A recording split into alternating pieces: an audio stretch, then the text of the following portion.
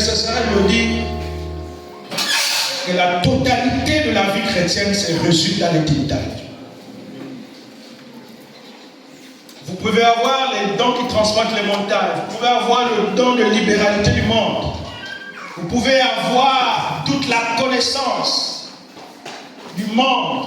Vous pouvez avoir tous les moyens possibles, moyens financiers, moyens immobiliers, etc. Ça n'a rien à comparer avec la présence de Dieu, parce que Dieu nous a créés pour lui. Et c'est dans les tels moments que l'Éternel attend son peuple. Ce rendez-vous, cette rencontre dynamique et tangible avec Dieu. Alléluia. Aimons de tels moments, boostons de tels moments, cultivons de tels moments dans la présence de Dieu.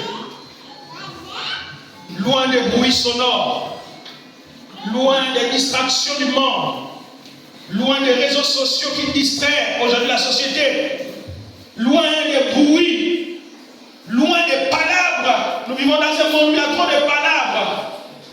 Loin des guerres, nous vivons dans un monde où il y a des guerres. Focalise-toi sur ce qui est essentiel. L'essentiel, c'est de se rencontrer avec le Père. Savourer ces moments particuliers. Ces moments d'intimité. Ces moments incomparables. Ces moments qu'on ne peut juger. Le seul moment où Dieu apprécie les moments pour moi, c'est l'intimité. Alléluia. Que Dieu te fortifie ce matin. Alléluia. Dis bonjour à ton voisin ce matin. Soyez les cordiales bienvenus à ce culte. Nous sommes dans la joie de vous retrouver ce matin, d'être avec vous. Alléluia. Merci. Je tiens premièrement à vous transmettre les salutations de la surintendance du Haut-Togo Sud.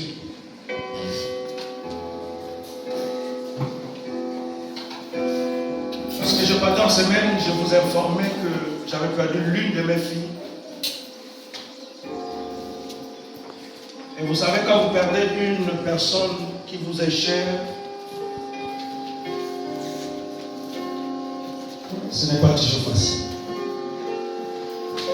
Ces derniers temps, nous sommes frappés par plusieurs décès.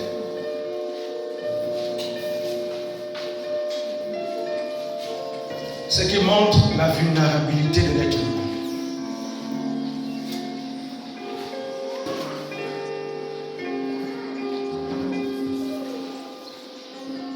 Cette fille que nous venons d'enterrer était une sœur particulière.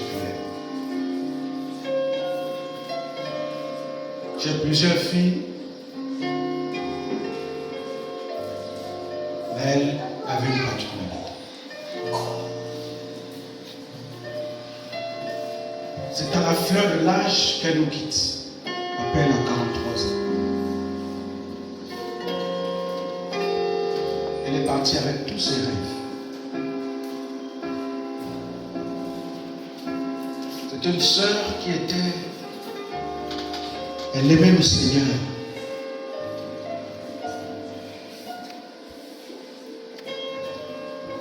Vous savez, cette sœur, lorsqu'elle venait au Seigneur, sa vie était compliquée. Elle a rencontré le Seigneur et Dieu l'a transformée. Elle a fait des études brillantes.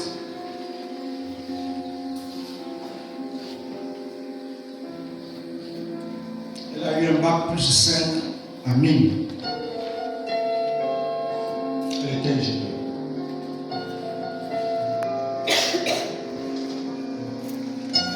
Je me souviens, lorsqu'elle était incomprise souvent dans la famille, elle m'appelait, elle disait, papa, est-ce que tu es au bureau? Je dis, monsieur, j'arrive. Lorsqu'elle arrivait, elle a essayé de m'expliquer ce qu'elle avait dans le cœur. Pourquoi elle était incomprise? Vous savez, sur cette vie-là, sur cette terre, le monde ne va pas toujours comprendre.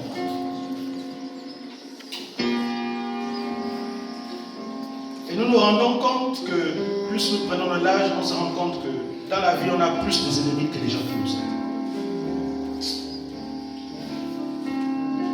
Et lorsque vous voyez les gens qui vous aiment vous quitter, c'est très difficile.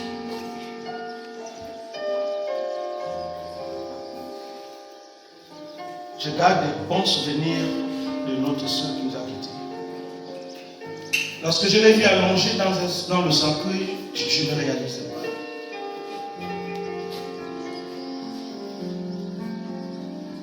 Elle nous quitte, elle est en train de construire une maison de R+3. Elle ne va pas habiter dans cette maison. Tous les sacrifices.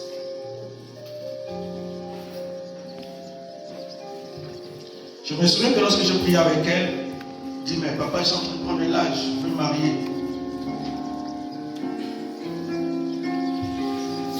Et nous avons commencé à prier ensemble par rapport à son sujet.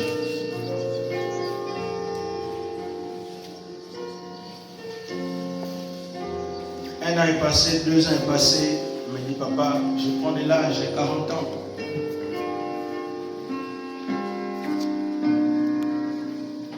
En tout cas, je suis en train de faire un voyage sur les États-Unis, je vais aller faire la fécondation in vitro. J'ai dit non, pas du tout. Tu auras certainement des enfants qui sortiront de toi, mais tu n'as pas besoin d'aller dépenser autant d'argent pour faire la fécondation in vitro. Et elle et moi nous sommes chamaillés par rapport à ça parce que je me suis foncièrement opposé à cette idée. Elle m'a écouté.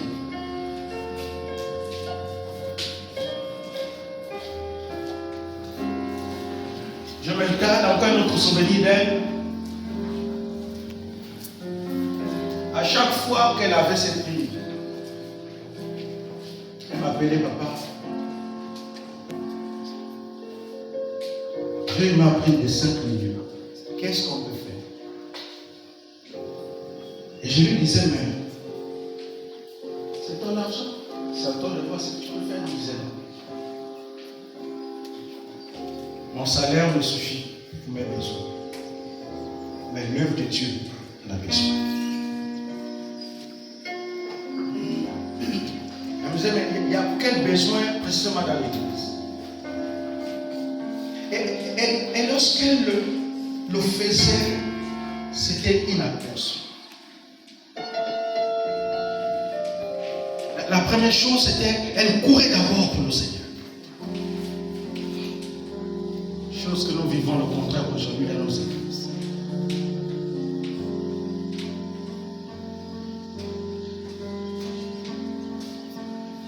À chaque fois que je devais avoir un voyage en Europe, en Afrique, je disais, mais j'ai un voyage.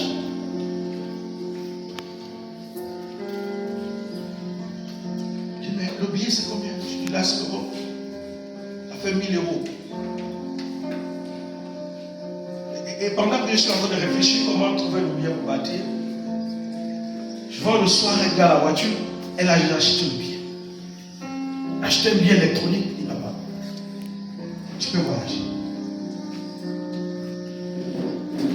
Vous savez, quand vous perdez de telles personnes, c'est difficile. De nos jours, l'amour pour Dieu ne cesse de tarir. L'amour de Dieu n'est plus véritable avec nous. On sert Dieu de façon circonstancielle. Le Seigneur pouvait me dire, dans les 30 ans à venir, beaucoup de chrétiens vont rentrer dans la patrie céleste. Et si vous avez constaté ces derniers temps, c'est plus les chrétiens qui meurent. Je vais terminer avec ça. Soyons prêts. Parlons bien aux autres. Si tu es en conflit avec quelqu'un, va te réconcilier. Parce que les temps vont devenir de plus en plus difficiles.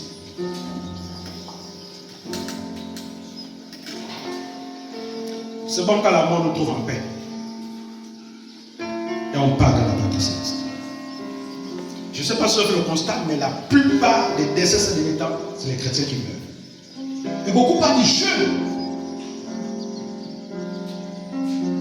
À ce niveau, ce n'est pas une malédiction. Dieu sait parce que l'enlèvement de l'église va se faire. L'enlèvement va se faire. Et Dieu est en train d'enlever déjà les plus fragiles, il enlève. Il est en train d'enlever les plus fragiles. Parce que la détresse qui va arriver dans ce monde, c'est que tu n'as pas de foi.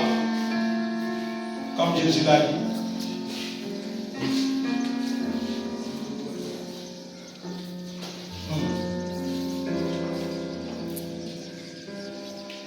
Quand la détresse se freinera, celui qui ne demeure pas risquerait de rester.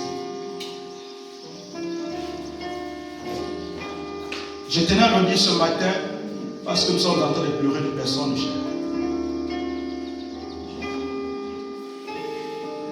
Nous avons aussi notre frère qui était le chef de canton de ce district qui est parti. Là aussi, je me souviens, pour la première fois que nous avons en Décabalongie, il m'a fait l'histoire de cette localité. Et ce vieux homme, je ne sais pas, sauf quand il était peut-être malade, il ne mentait jamais, sauf pour des raisons circonstancielles.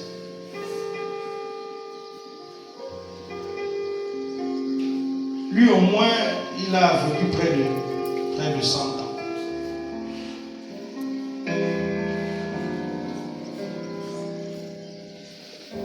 Et en semaine, j'ai encore perdu l'une de mes enseignantes.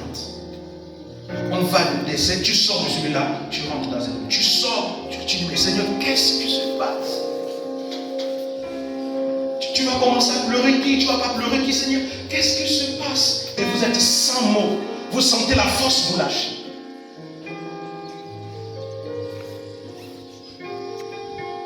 Préparons-nous. Parce que tu ne sais pas quel moment. Ceux qui sont en train de partir, tous ceux qui partent n'étaient pas forcément malades. Parfois c'est un petit malaise. Vous avez appris hier le décès d'un ancien ministre de cette république. J'étais en train de lire dans Phoenix et puis on dit qu'elle a fait un malaise et ensuite elle a fait un cardiaque.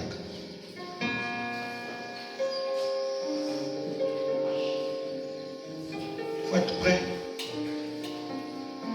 Parce qu'on ne sait pas. Soyons prêts seulement avec le Seigneur.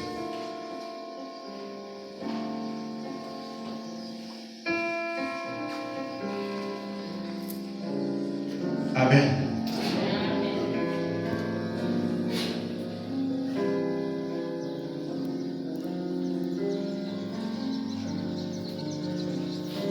Ces derniers temps, je suis en train de fouiller ma conscience. Je dis, Seigneur, montre-moi si j'ai fait du tort à quelqu'un sans le savoir. Peut-être que j'ai fait du tort à quelqu'un sans le dire. Parce que je vais être en paix avec Dieu. Je fouille ma conscience, Seigneur. J'ai fait du tort à qui? Peut-être que j'avais oublié. J'avais fait du tort à quelqu'un que j'ai oublié. Et je dis à ma conscience, rappelle-moi, j'ai fait tort à qui pour que j'aille me réconcilier avec cette personne. J'ai peut-être frustré quelqu'un sans le savoir, Seigneur, rappelle-moi. Je peux peut-être mal parler quelqu'un par inadvertance. Mais montre-moi. Parce que je vais être en paix avec Dieu, avec mon cœur. Parce qu'on ne sait jamais. On ne sait jamais.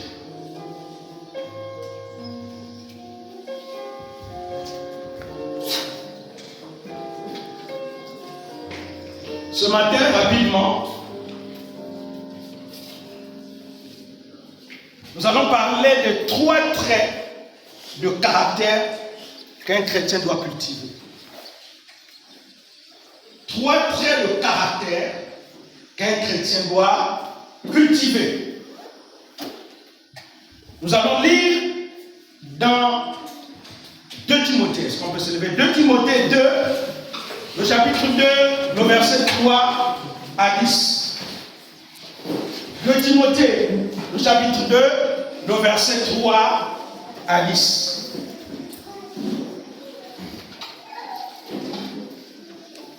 Il est écrit, prends ta part de souffrance comme un bon soldat du Christ Jésus. Je suis dans la version Parole de Dieu. Un soldat qui sert dans l'armée et qui veut plaire à son chef ne s'occupe pas des affaires de la vie civile. C'est simple. Un sportif ne peut gagner le prix que s'il joue selon les règles. Verset 6. Les fruits de la récolte sont d'abord pour le cultivateur qui a beaucoup travaillé. Verset 7. Réfléchis à ce que je dis et le Seigneur te fera tout comprendre. Souviens-toi de Jésus-Christ. Il s'est réveillé de la mort. Il est né dans la famille de David, son ancêtre, selon la bonne nouvelle que j'annonce. À cause de cette bonne nouvelle, je souffre et je suis même attaché avec les chaînes comme un bandit. Mais la parole de Dieu n'est pas enchaînée. Verset 10. C'est pourquoi je supporte tout pour ceux que Dieu a choisis. Alors eux aussi seront sauvés par le Christ Jésus. Et ainsi, ils auront la gloire qui durera toujours. Amen. C'est pas une version habituelle. Nous sommes accoutumés à la version du Seigneur. Mais nous devons aussi lire aussi les autres versions. L'apôtre Paul écrit sa dernière épître de Thessaloniciens à Paul, à Timothée son fils. L'apôtre Paul, lorsqu'il écrit ce livre, il est en prison. Il est enchaîné. C'est extraordinaire. Quelqu'un est en prison, mais il est encore enchaîné dans la prison. Il dit, je suis lié comme un bandit à cause de l'évangile. Ah, je suis déjà en prison. Mais comment même dans la prison, j'ai encore des chaînes. Il écrit donc cette deuxième épître à son fils Timothée, qu'il appelait mon fils dans la foi. Il aimait beaucoup Timothée. Sachant, quand il écrit cette épître, il savait qu'il devait mourir. Il donne des consignes. Il rappelle à Timothée la conduite des serviteurs de Dieu. Il lui dit que c'est ainsi que tu vas devoir travailler. Ce texte ce matin, lorsqu'on le lit, trois caractères importants ressortent dans ce texte. Et nous allons les découvrir. Paul décrit la vie d'un chrétien, ses traits de caractère qui lui permettront de vivre en tant que tel. Avant tout, il dit souffre, sois affligé, endure avec moi. C'est un mot que nous n'aimons pas entendre, souffrir. Ici, le mot souffrance n'est pas dans le sens négatif. Ici, c'est dans le sens de la foi. C'est un mot que personne n'aime entendre. Ces paroles sont en l'inverse de ce que nous entendons dans le monde chrétien d'aujourd'hui. Avec l'évangile, à l'eau de rose, nous avons oublié la vie d'un chrétien qui est comme celle de son maître. Le monde chrétien aujourd'hui est plus sur une vie de chantage spirituel. Dieu me bénit, Dieu me rend riche, Dieu me rend prospère. Et nous pensons, si tu ne réponds pas et ne fais pas ce que je veux, alors je ne te suis plus. C'est ce que nous les chrétiens, on impose au Seigneur. Parfois sans le savoir. On ne recherche plus vraiment Dieu pour qui il est, mais pour ce qu'il peut nous donner. Nous oublions que nous devons prendre notre croix, renoncer à nous-mêmes et le suivre, comme il a dit dans Matthieu 7, verset 24. Paul nous donne 3 exemples importants. 3 exemples importants. Le premier caractère, quand vous lisez le verset 3, il dit: prends ta part des souffrances comme un bon soldat. Premier caractère que nous devons cultiver, c'est l'attitude d'un soldat. Un soldat ne s'implique pas dans les affaires du monde, mais dans celles de l'armée. Il apprend la rigueur, l'esprit de corps. Il se contente peu, il endure, il est discipliné et disponible.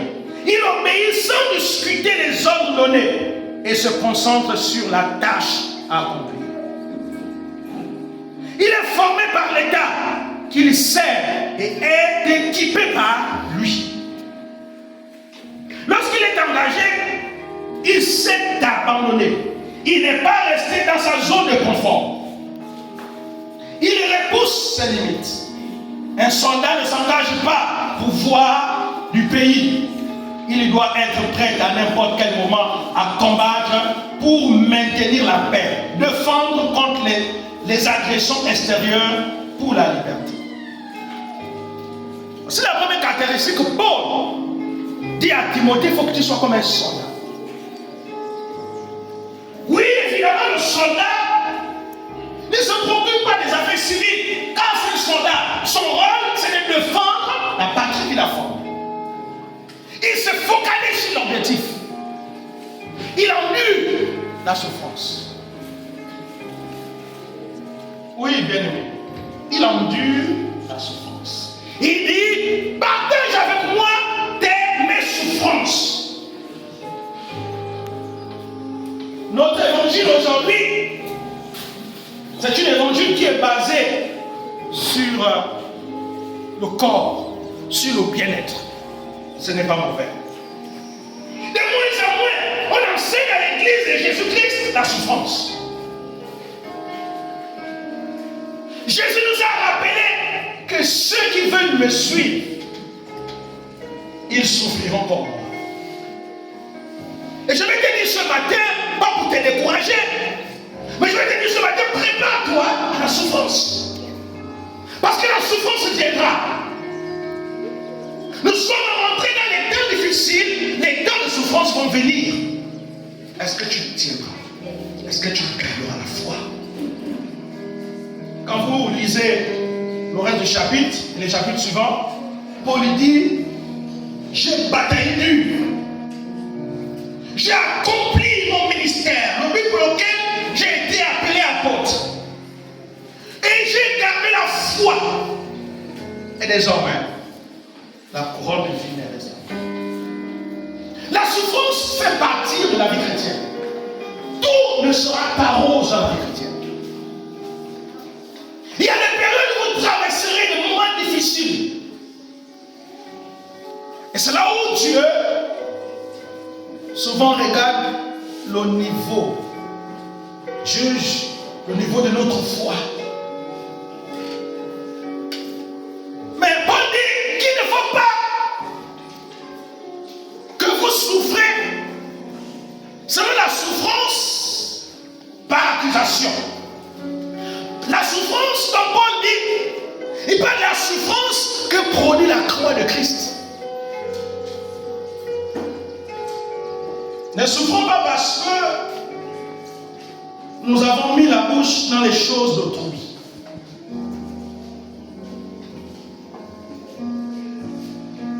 Oh, parce qu'on me persécute. On me persécute.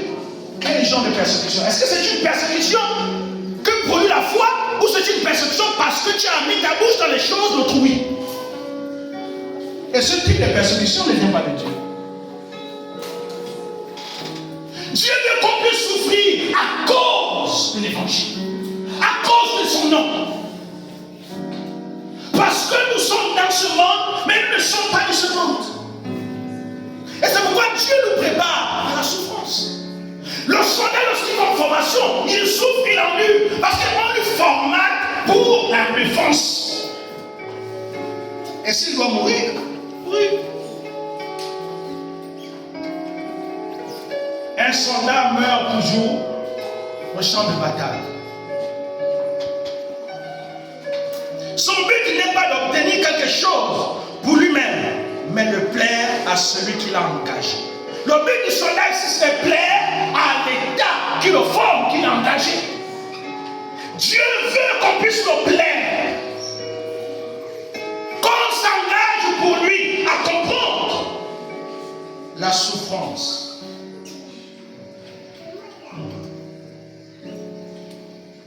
Vous savez, nous n'avons pas encore souffert. Tu n'as pas encore traversé les épreuves les plus difficiles de ta vie. Peut-être ce que tu as traversé, peut-être ça. Peut-être c'est 2, 3, 10%, 5%. Mais il y a des situations que tu n'as pas encore traversées. Est-ce que lorsqu'on viendra et qu'on te saisira, on saisira ta famille à cause du Seigneur? Que feras-tu? Est-ce que lorsqu'on viendra exécuter tes parents devant tes yeux, que feras-tu à cause de Jésus?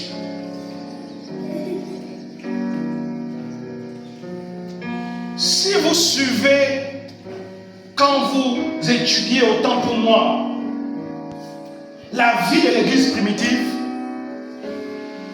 leur vie était forgée dans la souffrance. Ils enseignaient beaucoup dans la souffrance. Parce que celui qui veut suivre le Seigneur pieusement va souffrir pour lui. Nous, nos foi sont trop fragiles aujourd'hui. Lorsqu'on nous a frustré un peu, on se retire de l'église. Voici le genre de chrétiens qui sont aujourd'hui. Alors que ça fait partie de la vie. Il faut parfois qu'on te frustre pour que tu puisses passer à un autre niveau avec Dieu. Il faut parfois qu'on t'accuse à tort pour que tu puisses aller dans une autre étape. Mais nous aujourd'hui, lorsqu'on on a parlé mal de nous, tout de suite, je m'en vais porter plainte. C'est ça le langage pour moi. Je m'en vais porter plainte. Frère, où est ta foi? Sœur, où est ta foi? Où est passée la parole de ton Seigneur? Et qu'à cause de moi, vous allez souffrir. Des accusations injustes. Les mépris. Où est passée notre foi? Et vous voyez deux chrétiens qui attaquent les autres au tribunal. Quelle honte, quelle humiliation. L'humiliation de l'église. Les disciples, leur langage était toujours, ils disaient toujours, c'est avec beaucoup de souffrance que nous devons rentrer dans le royaume de Dieu. Je répète, c'est avec beaucoup de souffrance que nous devons rentrer dans le royaume de Dieu. Le soldat souffre parce qu'il a prêté serment de défendre son pays. Et un vrai soldat ne renonce pas. Je ne parle pas des soldats aujourd'hui, on dit, regardez ce qui se passe actuellement. Le chômage est tellement fort qu'on ouvre les portes à tout le monde. Mais un soldat, c'est d'abord une vocation. Il va siffler. C'est un couple qui, certainement, se déplaçait. Ils avaient leur enfant de 14 ans derrière. Le gendarme va siffler. Il va s'arrêter. Contrôle de gendarmerie, présentez vos documents. Ils vont présenter leurs documents. Tous leurs documents étaient à jour. Mais comme on est habitué, il ne faut pas que 1000 francs passent ou 2000 passent. Au Cameroun, c'est 2000. Un jour, je suis quitté de Yaoundé pour Bita. J'ai fait toute là en voiture. Et chaque contrôle, il fallait donner 2000. Surtout quand tu es Gabonais, c'est grave. Surtout quand tu es Gabonais, c'est grave. Chaque contrôle, c'est 2000. Mais bon Dieu. Le Cameroun, l'un des pays les plus corrompus au monde. Alors, le gendarme cherche. Il cherche. Il cherche parce que, mais le monsieur un jour, il regarde les clients, rien n'est cassé. Il regarde, rien n'est cassé. Il jette encore un coup d'œil dans la cabine, il constate qu'il y a un vélo. Il dit, monsieur, les papiers du vélo. Le monsieur lui répond en disant, mais attendez, le vélo, on l'achète au marché. C'est quel papier? C'est le vélo de l'enfant de 14 ans. Il s'énerve, il ne fallait pas qu'on nous aille s'énerve. Il prend son fusil et il a tiré. Quand il a tiré la balle, la personne l'intérieur dans le crâne de l'enfant de 14 ans. L'enfant est décédé sur place. Où va le monde? Où va le monde? La cupidité, la corruption. Et pendant que je vous parle, je disais la soulière, la mère n'a pas tenu, elle aussi, elle a succombé. C'était le fils unique. C'était le fils unique. Voici deux personnes qui meurent la même semaine. Deux êtres humains qui meurent la même semaine. Comment ont-ils fait? Qu'est-ce que ce jeune de 14 ans fait? Je ne sais pas si les vélos, ceux qui ont les vélos, vous avez les papiers de vélo. Hein? C'est pas qui a un vélo ici? Je ne sais pas. Alors à l'époque, je ne sais pas, est-ce que même ceux qui ont vécu avant nous, est-ce qu'un vélo doit avoir les papiers? Je ne sais pas. Je ne sais pas. Un vélo d'un enfant de 14 ans demande les papiers parce qu'il faut à tout prix qu'on donne l'argent.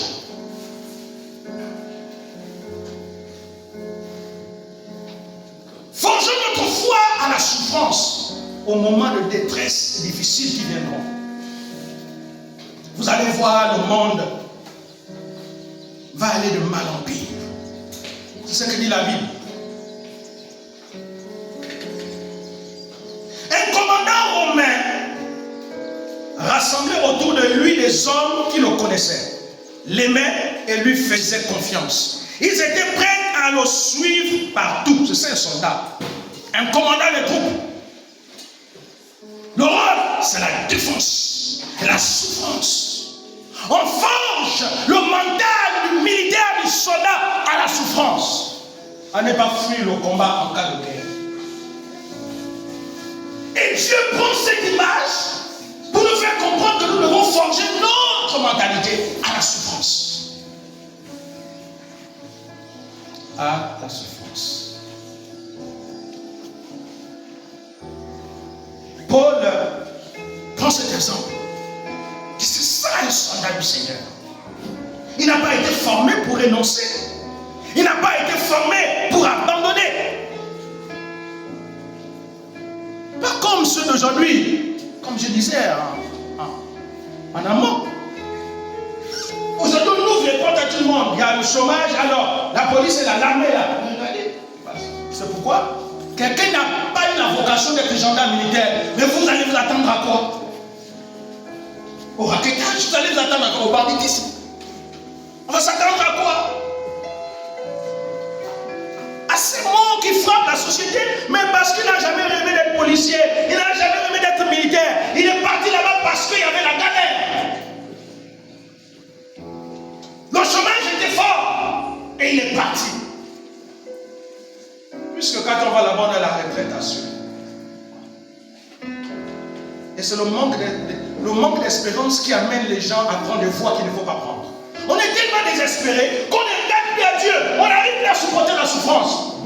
Vous savez, beaucoup d'entre nous, on ne peut même plus faire du matin jusqu'au soir sans manger. Dès qu'on a fait les 6 heures sans manger, on commence à maudire. On commence à se fâcher avec tout le monde.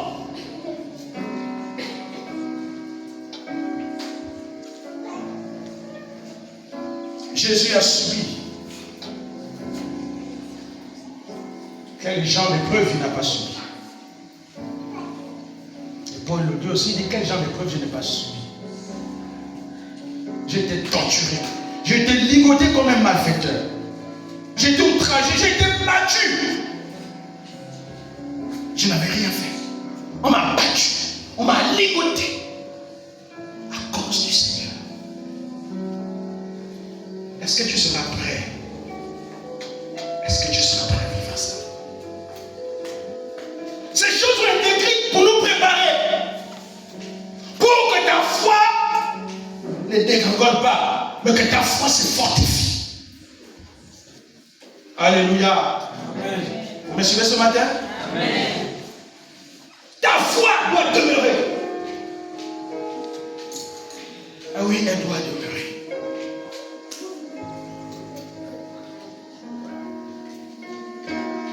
Lorsque nous avons donné notre vie à Christ, nous nous sommes engagés dans son armée et nous sommes devenus des soldats. N'oublie pas ça. Tu es soldat du Seigneur. Appelé à livrer des combats et des batailles. Notre objectif devait non pas de recevoir Christ, mais de lui plaire, apprendre à le connaître, lui faire totalement confiance en nous abandonnant à lui et attendre ses instructions. Nous devons nous oublier et le suivre sans discuter. Cela veut dire sortir de notre zone de confort. Souvent, nous restons sur ce que nous connaissons et ainsi stoppons l'œuvre de Christ, du royaume. Nous ne faisons plus ce que Dieu, ce que nous voulons, mais ce qu'il veut, tout comme Christ l'accomplissait, que ce que son Père voulait. Il dit dans Jean 8, il dit, je ne fais rien de moi-même, que ce que le Père me commande de faire. Alléluia. Je ne fais rien de moi-même, c'est ce que le Père me demande de faire. Je suis aux ordres du Seigneur et j'accomplis ses instructions. Dans l'armée, un soldat obéit aux ordres du supérieur. Il exécute. Et après, il vient poser des questions. S'il veut savoir, il vient poser des questions. L'armée, parfois certains principes sont étranges. Ayons la mentalité du soldat. Prêt en guerre. Même lorsqu'il dort, on peut l'honorer à tout moment. Allez, il y a tel par là. Allez, à mission. Allez, par. Donc, un soldat n'a presque pas de vie. Parce qu'il vit pour le pays. Alléluia. Amen. Nous aussi, nous vivons désormais pour le Seigneur parce que nous sommes morts dans nos offenses. La deuxième caractéristique que Paul souligne au verset 5, il dit, le sportif ne peut gagner le prix que s'il joue selon les règles. Il soit comme un athlète. Il doit suivre les règles pour ne pas être disqualifié. C'est ça un athlète. Dans quelques semaines, nous allons visionner les Jeux Olympiques. Suivre les Jeux Olympiques. Qui se jouent selon les règles. Lorsque les règles ne sont pas respectées, disqualification. Il sait renoncer à ce qui pourrait l'empêcher d'atteindre son but. Il est déterminé sans regarder au prix à payer, mais à la victoire finale. Vous savez ce qui donne la force aux athlètes? C'est la couronne. Parce que s'il regarde les épreuves, s'il regarde l'entraînement que son coach va lui demander de subir, ça sera très difficile. Et un bon athlète se prépare des années d'avance. Parce qu'il vise quelque chose. Et ainsi même dans la vie courante, lorsqu'on a des rêves, on se prépare d'avance. L'un de nos adages dit, on n'égorge pas le coq le même jour de la semaine. Donc ça demande une préparation. Une préparation importante. L'athlète se prépare. Regardez les athlètes kenyans. Lorsqu'il sait qu'il y a une compétition internationale, alors il prend 1 an, 2 ans, parfois 3 ans de préparation. Et Dieu veut nous forger à cette mentalité.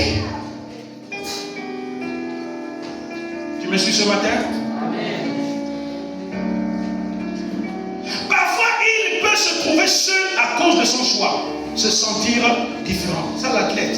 Il consacre une bonne partie de son temps à son entraînement, à la pratique. Il se soumet à une discipline sévère,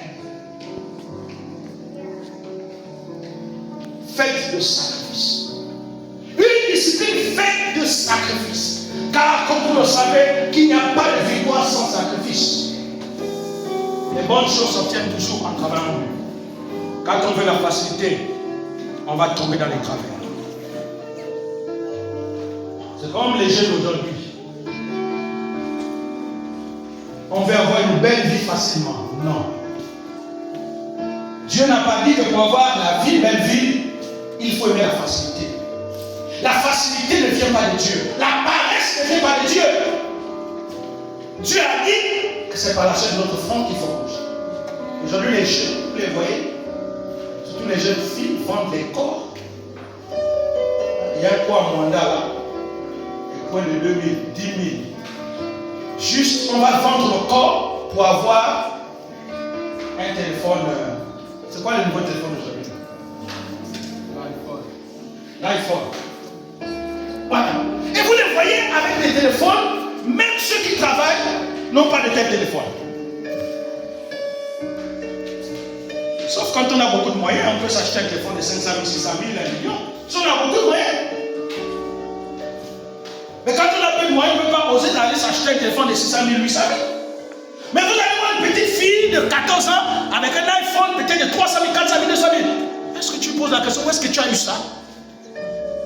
Elle dit, mais tout le monde fait comme aujourd'hui.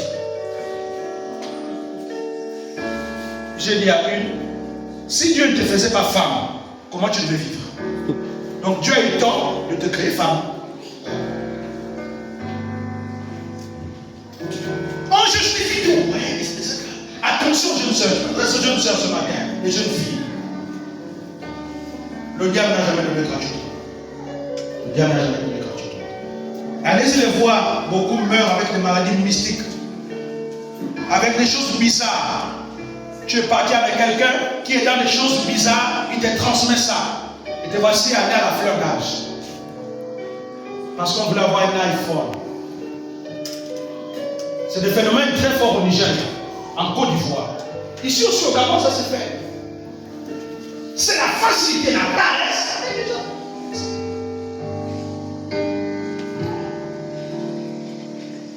Regardez nos frères d'Afrique de l'Ouest. Il va passer sa journée à aller vendre ses tomates, ses pommes de terre, il tourne, parce qu'il sait que la vie, on a forgé la mentalité que la vie se construit en travaillant dur. Mais c'est rare de voir un Gabonais qui fait ça, qui vend de l'eau, par exemple. Hein, qui vend de l'eau, là, 100 francs, 100 francs. C'est rare, parce que le Gabonais trouve ça méprisable. Le Gabonais trouve ça méprisable, ça, moi. Voilà. Que Dieu taille les Gabonais. Que Dieu nous brise. Les Gabonais sont beaucoup orgueilleux. Que Dieu nous brise. Qu'il nous ramène à ce qui est important. C'est le travail qui construit une nation par la paresse. Une nation ne se construit pas avec les paresseux, mais avec ceux qui travaillent. Les États-Unis se sont construits, bien qu'ils ont utilisé l'esclavage pour construire les États-Unis. L'Europe s'est reconstruite après la Première Guerre mondiale, la Deuxième Guerre mondiale, avec les richesses de l'Afrique. Ils ont utilisé notre moyen, mais ils ont utilisé aussi leurs prochains intellectuels. Ils ont travaillé aussi pour reconstruire l'Europe. Après la Deuxième Guerre mondiale, qui avait ruiné l'Europe. Comment voulons-nous construire un pays développé avec les bases? On attend seulement l'argent de papa et maman. On dépend plus de papa et maman, même quand on a 40 ans. Tu m'entends ce matin? Je suis en train de courir. Il se soumet à une discipline sévère de sacrifice, d'entraînement quotidien, long et intensif. C'est ça l'athlète, c'est long et c'est intensif. Mais tout ça, c'est parce qu'il sait ce qu'il veut. Une hygiène de vie stricte. Les athlètes ne mangent pas n'importe quoi. Ils sélectionnent ce qu'ils mangent. C'est comme les médecins. Ils sélectionnent ce qu'ils mangent. On sélectionne ce qu'ils mangent. Sélectionne. Parce qu'il sait que s'il mange mal, il pourra avoir un malaise. Et puis rater la compétition. Vous savez, surtout les Jeux Olympiques, qui se jouent après 4 ans. Donc vous comprenez que les Jeux qui se jouent après 4 ans, c'est un rêve. Pour y arriver, pour se qualifier déjà. C'est vraiment beaucoup de travail pour se qualifier.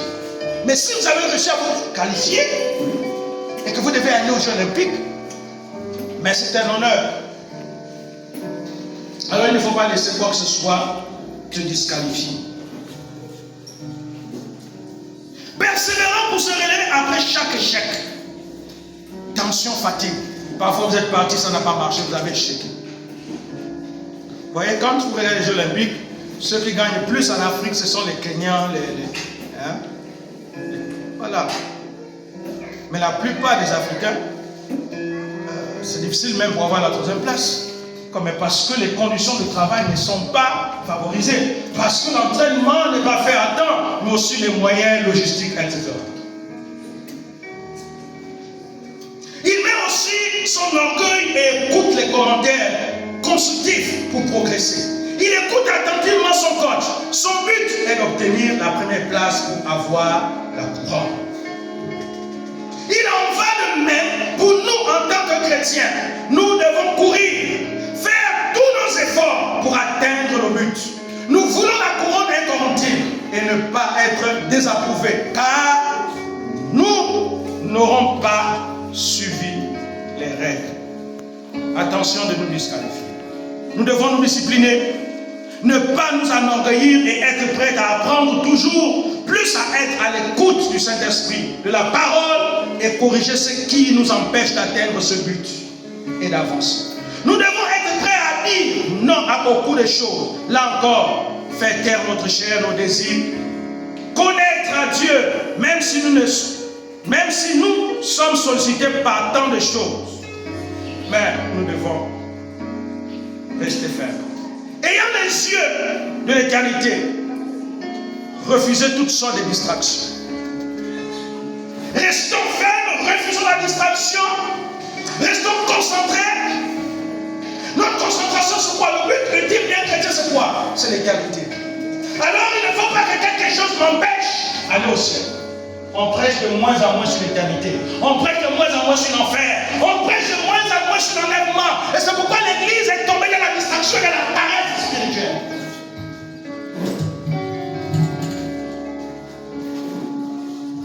Aujourd'hui, c'est plus la richesse, les messages. Mais ce sont les messages qui sont en train de tuer la foi.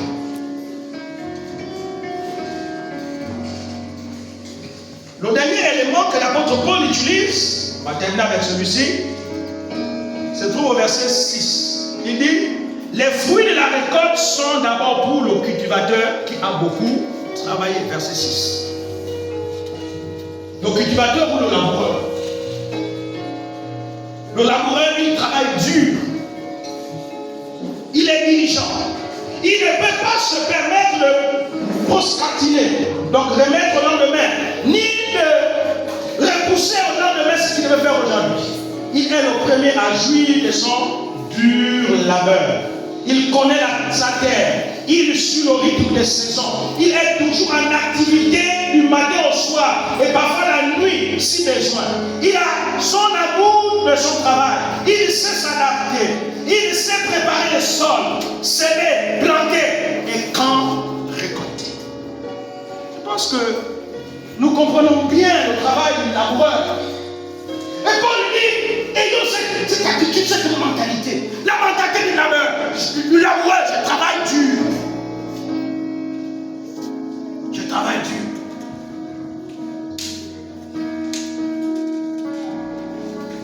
Je ne remets pas au lendemain ce que je peux faire aujourd'hui. Je vise l'objectif.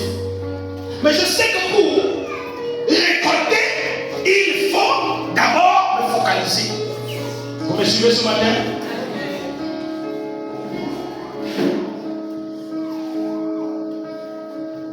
La récolte ne vient pas de lui, mais de la terre. Des éléments qu'il utilise. Il obtient sa récolte, sa récompense après de longues heures de travail. Amen. Demandez à ceux qui ont reçu hier, ceux qui ont entrepris, ils vont vous dire que ça n'a pas été facile. Ça n'a pas été facile. Je vous ai parlé un jour ici de cette famille qui a vécu aux États-Unis.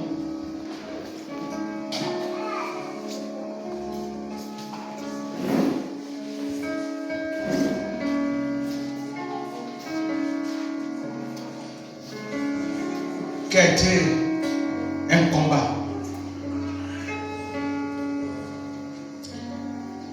Il a travaillé parce qu'il avait un rêve, c'était de devenir président des États-Unis. Et l'histoire nous parle de ses échecs répétitifs, mais il n'a jamais lâché prise. Il n'a jamais abandonné.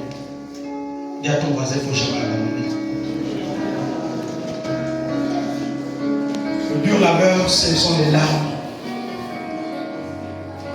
ceux qui ont reçu dans la vie, ils n'ont pas forcément fait des raccourcis. Il y en a qui ont reçu par Dieu la mort. Qui ont échoué plusieurs fois. Ils ont plusieurs fois échoué et n'ont jamais lâché prise.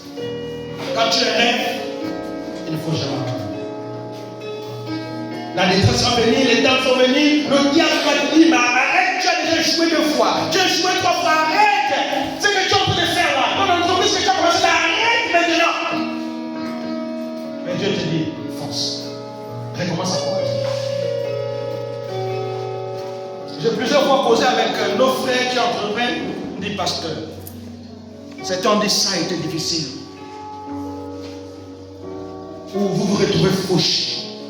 Parce que vous avez pris toute la récolte, toute votre épargne, vous avez misé. Après, c'est l'échec. Tu n'as que les yeux pour pleurer. Je fais comment? Mais ils n'ont pas abandonné. Si le laboureur abandonne, il ne pourra pas atteindre les objectifs. Si celui qui travaille abandonne, il ne pourra pas manger chaque jour. Alléluia. Amen. Et Dieu nous dit, ayons cette mentalité du laboureur. Seigneur, aide-nous. C'est la même chose pour nous. Nous devons travailler notre terre, nous-mêmes. Ôter ce qui doit l'être. Jésus veut que nous trouvions le temps de nous rappeler que sans Dieu, nous ne pouvons rien faire. Si nous laissons la parole, qui est l'eau, arroser notre être, nous pouvons jouir des fruits de notre récolte, des fruits de l'esprit en nous. C'est nécessaire que comme le laboureur, nous sachions être diligents, travaillant dur sur nous-mêmes, en renouvelant nos pensées pour discerner la volonté de Dieu, ce qui est agréable, ce qui est bon. Alléluia. Je viens ce matin de parler de 3 caractères importants que tout enfant de Dieu doit cultiver dans sa vie. Le premier exemple, c'est l'image du soldat. Le soldat qui se prépare à la souffrance, à la défense de son pays, jusqu'à la mort. Jusqu'à la mort. Deuxièmement, je pris l'exemple de l'athlète qui doit se focaliser sur les règles. Ce qui fait l'athlète, la reçue de l'athlète dépend des règles, la discipline et du travail pour qu'il puisse remporter la victoire. Et enfin, le travailleur, le laboureur qui laboure, travaille dur, parce qu'il veut s'attendre à des saisons exceptionnelles, des saisons de fruits, des saisons productives. Alors qu'est-ce qu'il fait? Il se focalise sur le travail.